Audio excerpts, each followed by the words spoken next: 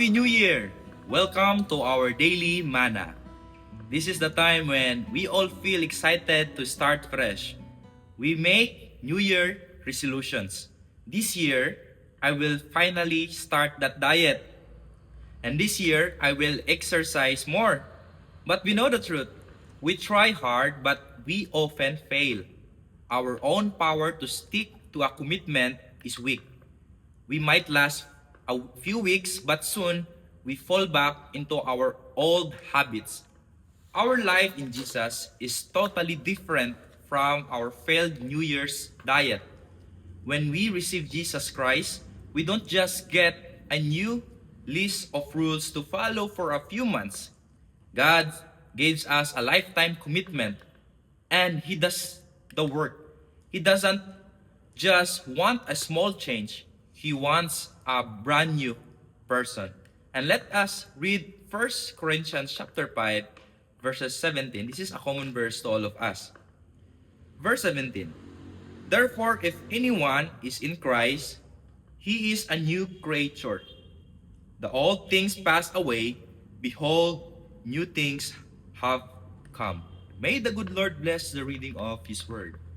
The Apostle Paul gives us one of the biggest truths in the Bible in this simple verse. He is not talking about a small adjustment. He is talking about the total creation.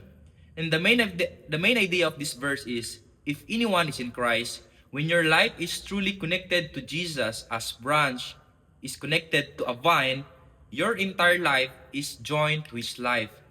Because you are connected to Him, and Paul says He is a new creature. You are not the same person you were before.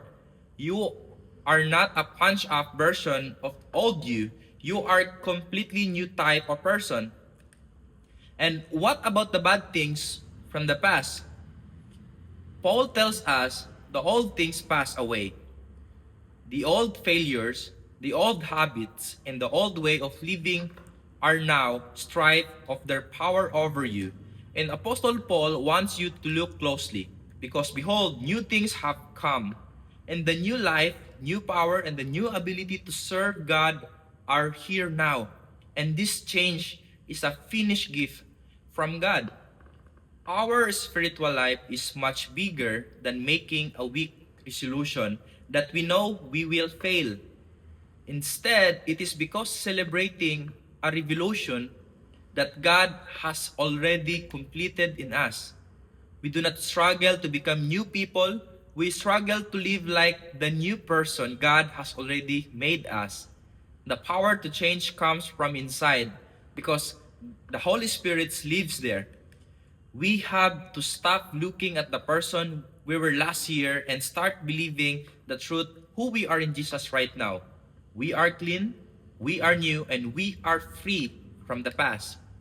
And the main idea to carry with you this New Year is that start this year by believing you are already new and live from that truth. Stop trying to fix the old you and start walking like the new creation God says you are.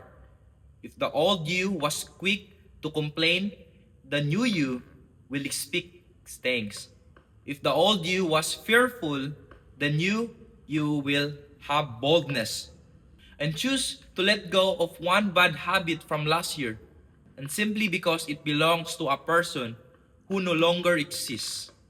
Brothers and sisters in the Lord, Happy New Year. The old things pass. Behold, new things have gone. Let us pray. Our Heavenly Father, thank you for your word that reminds us today. Indeed, this New Year, O God, we make a lot of New Year resolutions in our own benefit.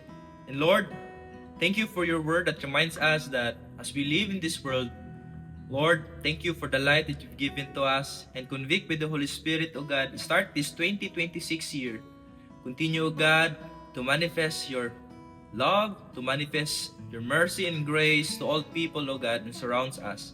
And Lord, bless this person, O God, who watched this video.